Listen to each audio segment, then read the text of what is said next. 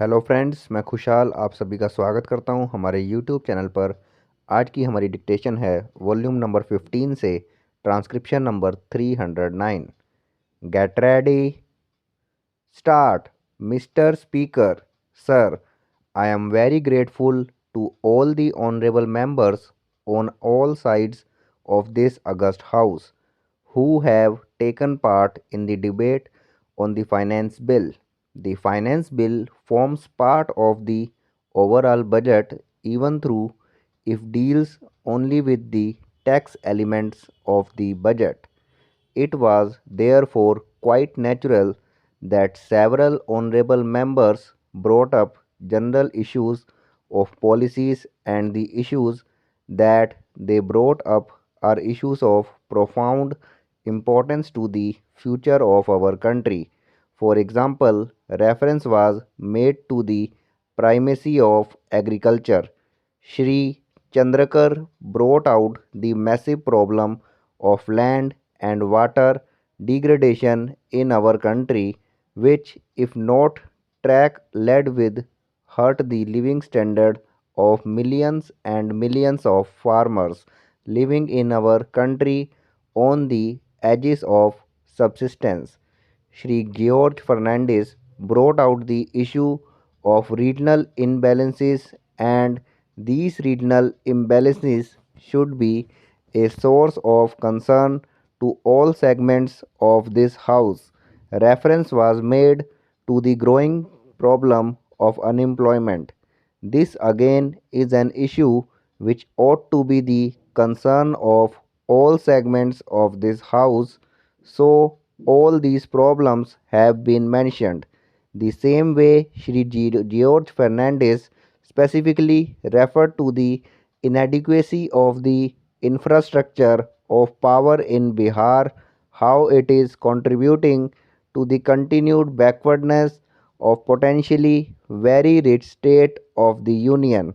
All these are very live issues, and these must be tackled if this country is to achieve its full development potential, if the aspirations of the people of this country for a better tomorrow are to become a living reality.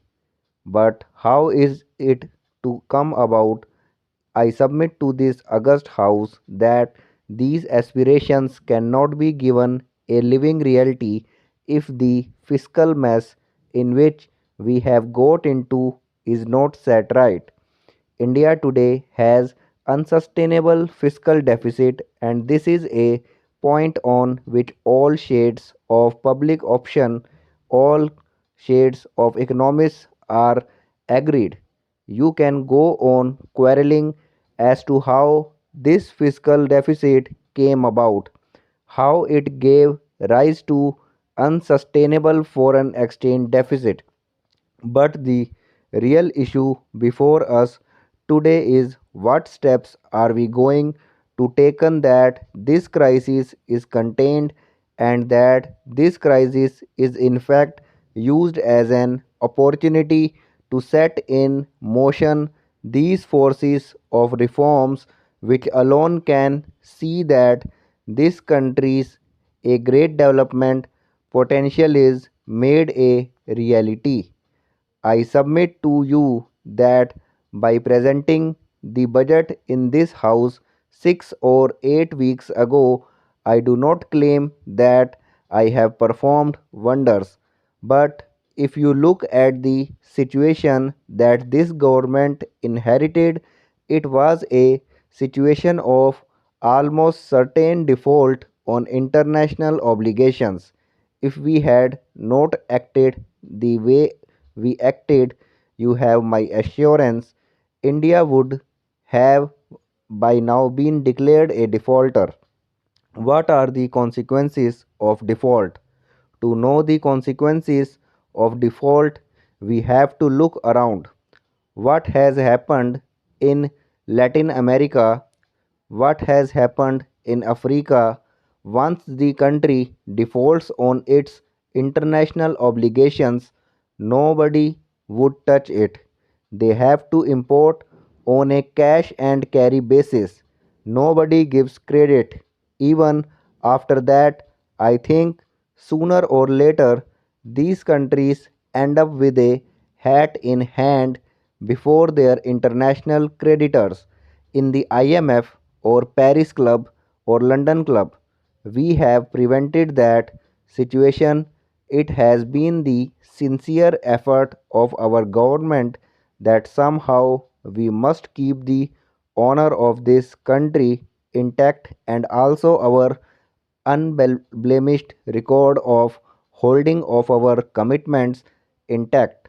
I think that unblemished record must be maintained. I do not submit to you that we have succeeded in doing that, but I am not promising you that if this country goes on spending the way it has been spending, and if everybody says that subsidies should be increased, and if everybody says that the tax rates must be reduced, and if the productivity of investment in this country remains as low as it is today.